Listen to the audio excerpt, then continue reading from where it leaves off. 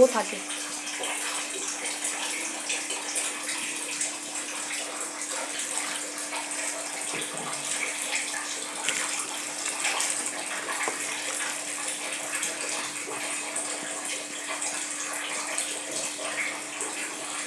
আজকে সজনা ফুলের বড়া।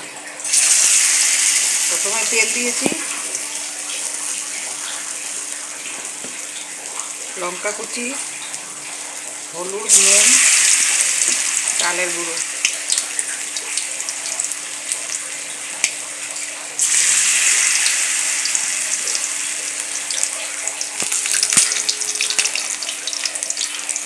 চালের গুঁড়ো দিলে মচমচা হয়। এইভাবে করে দেখবেন, ভালো লাগবে।